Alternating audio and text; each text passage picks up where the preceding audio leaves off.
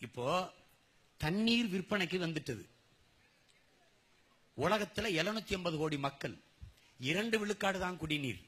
2 விழுக்காடு தான் குடிநீர் இருக்குது. இது 20 விழுக்காடா உயர்த்துவது எப்படி என்று சிந்திக்காது, 2 விழுக்காடு தான் இருக்கிறதா, இதை விற்றால் நிறைய சம்பாதிக்கலாம் என்று நினைத்த சிந்தனை தான் ஒட்டுமொத்த துரோகத்திற்கு காரணம். அறிவார்ந்த தமிழ் சமூகத்தின் பிள்ளைகள், நீங்க புரிந்து கொள்ளணும்.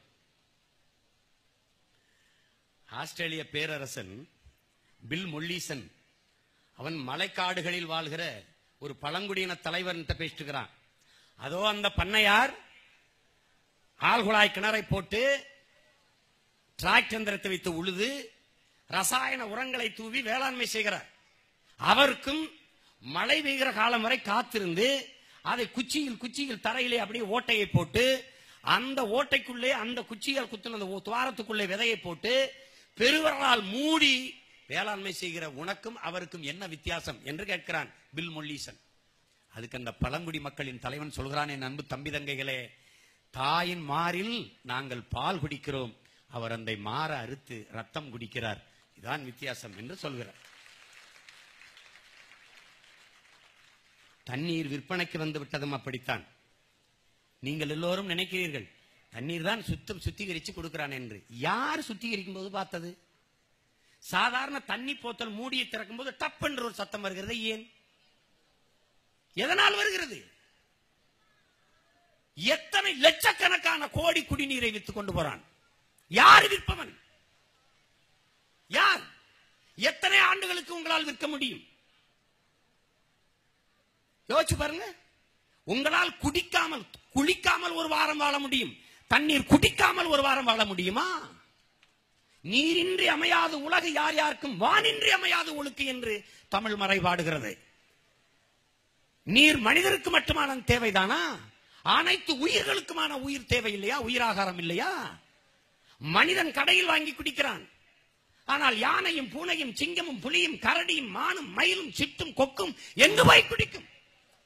இன்னைக்கு அடர்ந்த காடுகளில் மலையடிவாரங்களில் ஓரங்களில் தொட்டி கட்டி தண்ணி ஊற்றி வைக்கிறோம் என்கிறது. எந்த நூற்றாண்டில் இது நடந்திருக்கிறது? யானைக்கும் காட்டு விலங்குகளுக்கும் மானுக்கும் மயிலுக்கும் காட்டு எருமைகளுக்கும் சிங்கம்புலி கரடிக்கும் தண்ணி ஊற்றி நீ வாழ வைத்து விட முடியுமா? ஏன் இந்த நிலை வந்தது? காடுகளில் இருக்க சோலை காடுகளை அழித்தான். மழை இல்ல, நீர் இல்ல. இதை சிந்திக்க இங்க ஒருவனும் இல்ல. இவன் நம்மள பேசுறவன பைத்தியக்கார பயலா பாக்குறான். இவனே காக்கையை பத்தி கவலைப்பட்டுருக்கான், சிட்டை பத்தி கவலைப்பட்டுக்கிட்டு இருக்கான், மைனா பத்தி கவலைப்பட்டுக்கிட்டு இருக்கான், தேனீக்களை பத்தி கவலைப்பட்டுருக்கான், யானை புலியை பத்தி கவலைப்பட்டுக்கிட்டு இருக்கான்னு பேசுறான். மரத்தை பத்தி பேசிக்கிறான், மடப்பையன் நம்மள பேசுறான். மனிதர்கள் இல்லாத மரங்கள் வாழும், மரங்கள் இல்லாத மனிதர்கள் வாழ முடியாது என்பதை நாம் உணர்ந்து கொள்ளணும். கல்வி எதை போதிக்கிறது? கல்வி இதை கற்றுத் தருகிறதா? இதை கற்றுத் தருகிறதா? சிட்டுக்குருவியை பத்தி உனக்கு என்ன கவலை? மைனாவை பத்தி உனக்கு என்ன கவலை? காக்கையை பத்தி உனக்கு என்ன கவலைங்க? ஒரு துளசி செடி நமது முன்னோர்கள் வீட்டுல துளசி செடி சுத்தி வர வச்சது பக்திக்கு இல்ல, அது புத்திக்கு. அறிவார்ந்த தமிழ் சமூகத்தின் மக்கள் புரிஞ்சுக்கணும். துளசி செடி 20 மணி நேரம் ஆக்சிஜனை மூச்சு காற்றையும் 4 மணி நேரம் ஓசனையும் வெளியிடுகிறது. ஆலமரம் அரச மரம் 24 மணி நேரம் ஆக்சிஜனை வெளியிடுது. எத்தனை ஆலமரம் அரச மரம் இருக்கு? எங்க இருக்கு? ஒரு கார் வெளியிடுகிற நச்சு புகையை கட்டுப்படுத்த 6 மரங்கள் தேவை. எத்தனை கார்கள் ஓடுது? எத்தனை மரங்கள் இருக்கிறது? ஒரு மனிதனுக்கு 422 மரங்கள் தேவை என்கிறார். கனடா என்கிற நாடு மட்டும் 10,000 மரங்கள் ஒரு மனிதனுக்கு வச்சிருக்கு. உன் நாடு வெறும் 28 மரங்கள் தான் வச்சிருக்கு. அது மரங்கள் இல்ல, மரங்களை போற்ற ஒன்று. என்ன கருவ மரமும் யூக்கலிப்டஸ் தைல மரமும் மரமா? அது மரங்களின் பிசாசு, மரங்களின் பேய். சமூக நல காடுகள் என்று சமூக நல கேடுகளை வளர்த்து வைத்திருக்கிறது நமது நாடு. வெறும் 28 மரம். எங்க வரும் உனக்கு மூச்சு காற்று? ஆக்சிஜன் எங்க கிடைக்கும்? எங்கே கிடைக்கும்?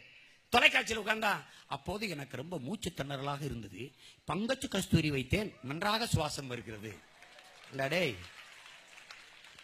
இன்னும் கொஞ்ச நாள் எல்லா பையிலும் பைக்குல பங்கச்ச கஸ்தூரி வச்சு சுத்த போற. அப்ப நான் ஒரே குத்த போறேன் எல்லா பையிலையும். அயோக்கிய பையில. இதை சிந்திக்கிறீங்க எவன் இருக்கான்? தண்ணி நீ போய் அண்ணாச்சு ஒரு கிண்லே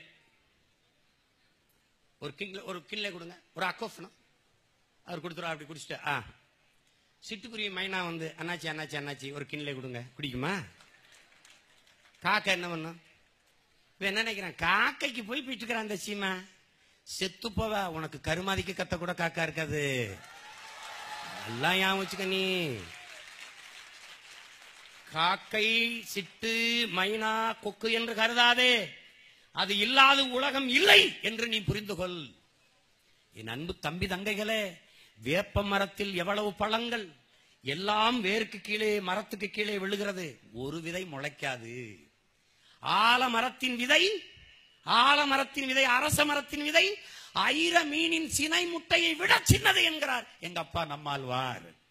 ஐர மீனின் சினை முட்டையை விட சின்னது. அவை பெருப்பாட்டி பாடுகிறாள், அறிவு பெருமாட்டி பாடுகிறாள், தெல்லிய ஆள் என்று பாடுகிறார். ஐர மீனின் சினை முட்டையை விட சின்ன ஆல விதையில ஒரு பெரும்படை தங்கி இளைப்பாறுகிற அளவிற்கு விருட்சம் வருகிறது. அந்த ஆலமரம் என்ன, 24 மணி நேரமும் நல்ல மூச்சு காற்றை தருகிறது. ஆனால் அந்த ஆலமரத்துக்கு கீழே அத்தனை விதை விழுது, அரச மரத்துக்கு கீழே லட்சக்கணக்கா விதை விழுகிறது, ஒரு விதை கூட முளைக்காது. எப்ப முளைக்கும்? இந்த வேப்பம்பழத்தை காக்கா திங்கணும், இந்த வேப்பம்பழத்தை மைனா திங்கணும். இந்த ஆலம் விதைகளையும் அரச விதைகளையும் இந்த பறவைகள் திண்டிட்டு கழிவாகி போட்டால் தான் முளைக்கும். இது இயற்கையின் விதி, இது உயிரியல். அந்த உடலுக்குள் போய் ஒரு வேதி மாற்றத்தை அடைகிற போதுதான் அது முளைக்கிற திறனை பெறுகிறது. இது உயிரியல். இது தெரியாம நீ படிக்கிறது வீண். அதை நல்லா கவனிச்சுக்கணும்.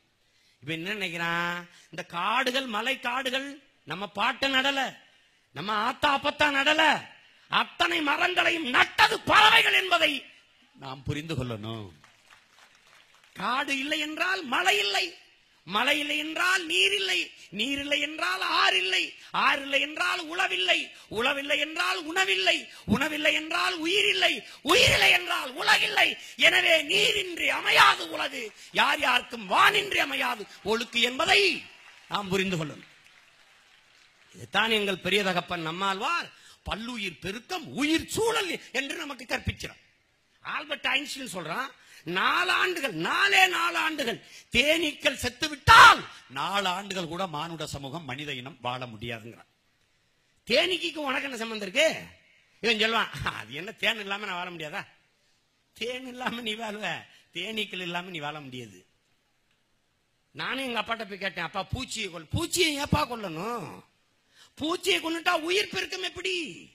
கத்தரிக்காயை விதைச்சிட்டாரு அப்பா, வெண்டைக்காயை நட்டுட்டாரு அப்பா, வெண்டைக்காய் விதைய, தக்காளி விதைய ஊண்டியாச்சு, முளைச்சிருச்சு, பூத்திருச்சு, காய்க்காது. சொரச்செடி பூத்திருச்சு, பூச்செடி செடி பூத்திருச்சு, பீக்கங்காய் பூத்திருச்சு, முருங்கை பூத்திருச்சு, புளிய பூத்திருச்சு, வேம்பு பூத்திருச்சு, காய்க்காது. எப்படா காய்க்கும்?